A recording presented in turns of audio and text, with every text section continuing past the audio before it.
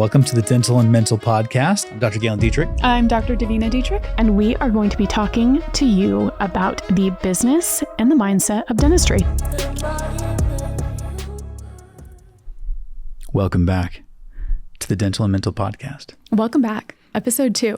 Episode dos. Episode 2 of the next series. I'm going to try and keep this short so that you guys stay with me, but this is a topic I am very excited about. Yeah. We're going to be talking about energy inventory. So we talked about it a little bit on the first episode, which, you know, I place more value in my energetic bandwidth than I do time. Mm-hmm. Yeah. And so this is one of the places where we have such an opportunity to make massive shifts within Next. Okay, so the best way for me to explain this is if somebody has a goal and they say, okay, well, the goal that I have is very hard. So if I back off that goal and I try for something smaller, I'm more likely to accomplish that thing. Mm-hmm. Okay? Pretty common. Right. And it makes sense. It's very logical. It's very logical. It's very logical. And it works in some ways. To some extent, yeah. Right? So I'm not knocking it. If you want to do it that way, that's fine. But there is another way to do it, which I think is way more fun, way more interesting, and yields way better results. Yeah. Okay. So when you go for something, okay, let's just take a dating analogy. Okay. There's a really hot person that you want to date, but you're like, I don't know if I'm passable for that league. Okay. I don't know if I qualify for that. Okay. I don't know if I qualify for that person. So what I'm going to do is I'm going to pick a person that I'm not really that into and see if I qualify at that level first. Okay. Okay. Well, you don't put in nearly as much effort because it's not actually the thing that you want to go for. Okay. So you kind of half-ass it, and then that person's not really that into you because you're like half-assing it, right? So you're not like pulling out all the stops. You're not like, oh my gosh, I'm going to create this amazing date. I'm going to go get a haircut and I'm going to drop 5 pounds and I'm going to book the best reservation in the city. You don't do any of that because it's not even the person that you want, right? So you put in this half-assed energy and then that person feels that and they're like, I don't really think so. And then you take that no as evidence for not going for the person that you actually wanted. You're like, oh my gosh, if I couldn't even get, the lower tier, right, I definitely can't get the higher tier. Yeah. And it's complete backwards thinking because if you had backed it with everything that you have, you probably would have been able to accomplish the higher tier person, right? If you would went in and you were like, okay, I'm going to do all these things because I know that it's just a little bit out of my comfort zone. So I've actually got to change as a person to be able to get that person's attention. You would change as a person. Even in the changing, you would develop confidence that you didn't have. So you would have a completely different outcome. But what happens is you go for some lower level thing, you have half-assed energy, and then you use it as evidence of why you're never going to get the thing that you actually want to go for. Yeah. So when you back something 100% and your energy is really behind that thing, it's actually easier to accomplish than the half-assed thing. This is the difference between the energy of tradition and the energy of innovation. I think what happens for a lot of people, the reason why they will set a lower goal is that you think very linearly. Right. And so from point A to point Z, well, I got to pass through all the other 24 letters. So I might as well just shoot at B because I'm going to have to pass by B anyway. And it's a linear way of thinking of things, right? What you don't realize is that when you tell yourself, I'm going to go from point A to point Z in this analogy, you have to utilize different modalities, different instruments, different mechanisms to be able to get from here to here in that time frame. And so you actually can create or innovate abilities to skip them entirely. Right. And so, I mean, this is that whole like wormhole analogy, right? So that is why it's so much more fun, is that you're going to be sitting here and it can actually look slower to other people at first because you're now sitting here trying to create things that have never been created before and innovate a way and a path forward that doesn't make sense to anybody else. So they're going from point A to point B and you're still here and it can start to kind of fuck with you a little bit. Yeah. And then go from B to C, but then they kind of lag a little bit. And then you hit it and you go over here and you just leapfrog past everybody. And we've done that. Yeah. Right? We did that with speaking. Yeah. We did that with journal articles. We weren't like, you know what we should do? We should write a little tiny sub-article in some no-name journal just to get our feet wet. We were like, we're going to go for the cover of the JCD. That's what we're going to do. Right. And because of that, all the other ones opened up. Yeah. Yeah. And so that is what's possible. Totally. My first time speaking on stage was TED, was doing a TED Talk. Now, I don't think I would have had the energy if it would be like, okay, if you want to speak, you should go to do Toastmasters. I don't want to. I don't have the energy. I'm not going to peel myself off the couch for Toastmasters. Sorry, I'm just not peel myself off the couch. No, I'm not doing it. There's no juice, right? There's no juice for me in it. Well, think about what your topic was. I mean, the topic for your TED Talk was situational for who you were and what you were going through. So at that time, there's pictures of this. Dylan can toss them up. You're 8 months pregnant and you're up there, this big old belly, looking beautiful. Oh, thank you. And how many people would have said, I'll wait until I've had my baby and then I'll get after it because I don't want to look a certain way, or I'm just going to be so exhausted and tired, or whatever else. Well, all those things were probably passing through your mind, I would imagine.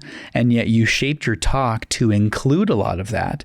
And so what was the hardship, you turned into the opportunity.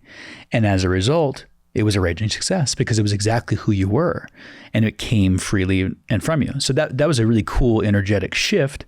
And that's a lot of the way you coach. That's a lot of the way that you and I work with people is what they see as a hardship, something that's going to be against them. We're like, good. Let's take that. We are turn shit into gold people. And we love gold. Right? And we love shit. But that's it. Because that's one of the things that I think is so fun about coaching is when a client comes and they're like, I'm getting sued. My employees are doing this. I found embezzling. They will come with true significant problems. Yeah.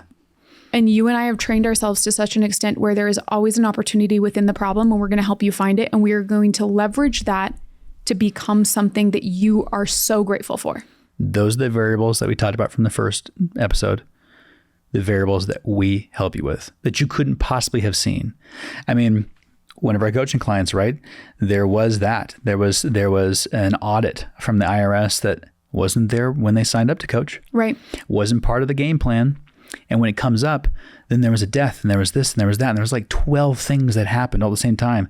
And all it did was test this person, test this dentist and say, well, are you going to lean into your coaches? Are you going to lean into your advisors and have us help you take this entire crap situation and turn it into something that it was for you all along, for you. It was meant to be that way. Yep. Or are you going to buckle under the pressure and go back to comfort and shrink under and buckle under the weight of those things? Well, this dentist chose, and albeit there were a couple of hard kicks in the ass just to get him going. There was some doubt, which we have. Yeah, absolutely. But in those doubtful moments, it was, we get it. And now it's time to get back to work. Right. It's time to get going. They said yes, they showed up, and they condensed that timeline because they just took on 8 monsters at the once, shrunk that timeline, grew bigger than they could possibly have imagined. And now they've been through those things. Yeah. And you get to become unshakable. And they can help others. Right. Which is a huge thing too. You could get to impart that wisdom and that knowledge and that grace to other people. Yeah, absolutely. The other thing I want to touch on, because there is that part of the energy inventory, and then there's another part which we will be doing with the people in next, which is I will be doing your human design profile. So we actually get to see some of the ways you use your energy and how it applies to your practice and to your life. And so we've done this at Vita. We've done this. We did it at Vita. We've done it so many places. Yeah, but I'm saying like, we is a strong word. But I'm saying that like, it's you. but I'm saying that you have this experience from being on the receiving end 100%. Of let me look at your human design and how are we using it and where are the places where your energy is being misused so that you're not able to accomplish big things because it's just not the appropriate way for you to be able to use it. Right. So do you want to talk a little bit about what that looked like from a human design perspective, which we will be doing with the group in next? Well, I'll Absolutely. Yes, I will. And I would step back and say that the first part of this, and once you go through it, you're going to see exactly what I'm talking about.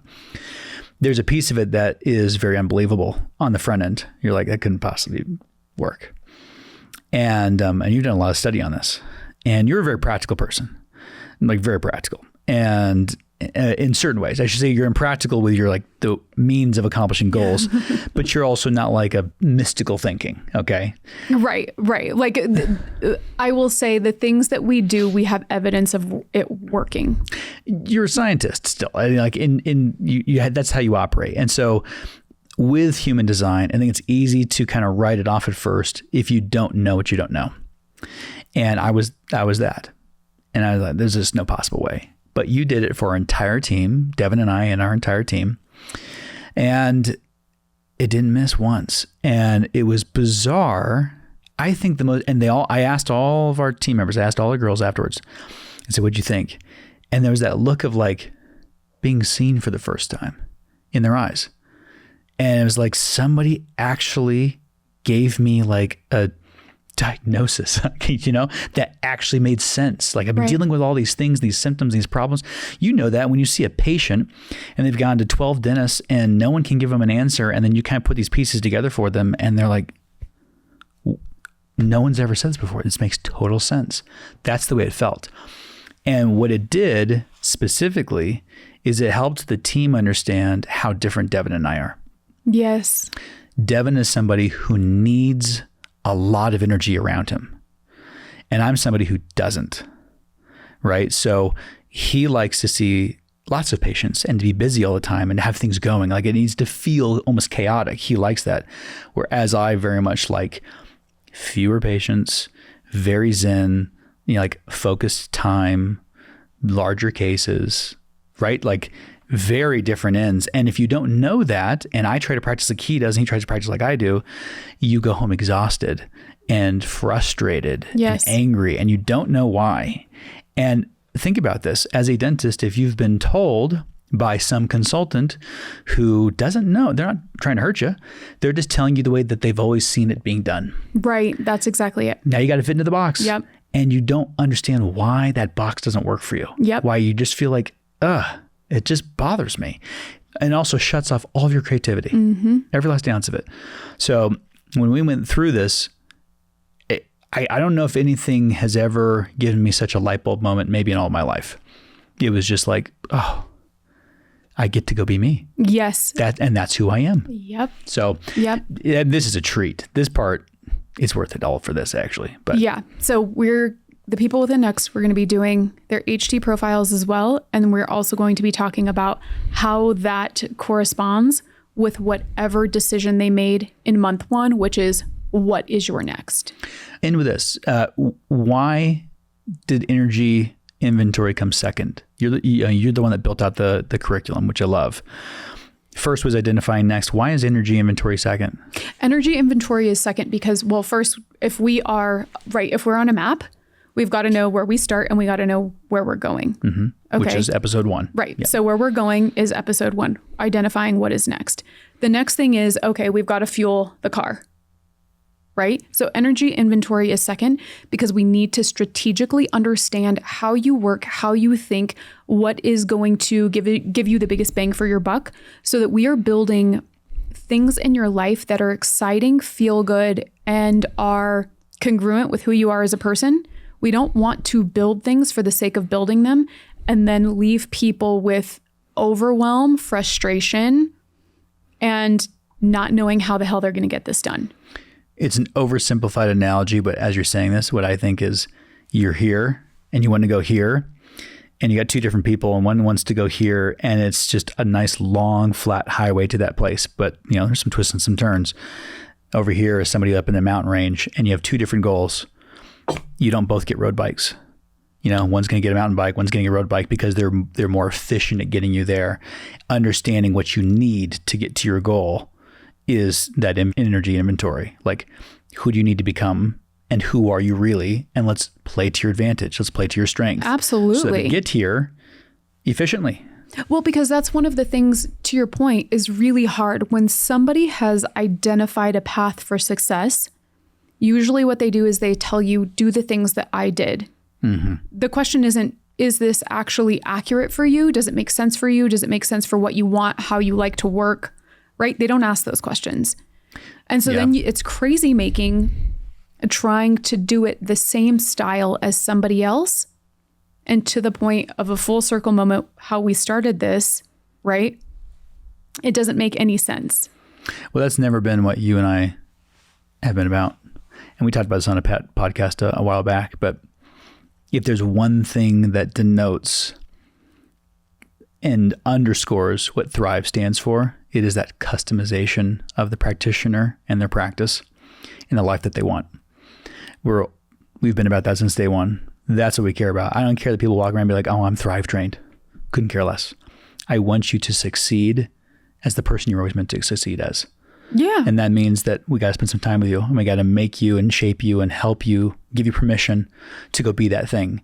And really, it's like stripping all these layers off the onion to find that core. And once we've got that, then you can explode. And we've talked about that. None of our doctors look the same. Not a one. They don't. They may have the same ideas philosophically, maybe. And they might also all wear really cool custom Nike shoes. That's true too. They all have good taste, which comes with this program. Just FYI. Right, but they're not building cookie cutter copy paste practices. Not even a little bit.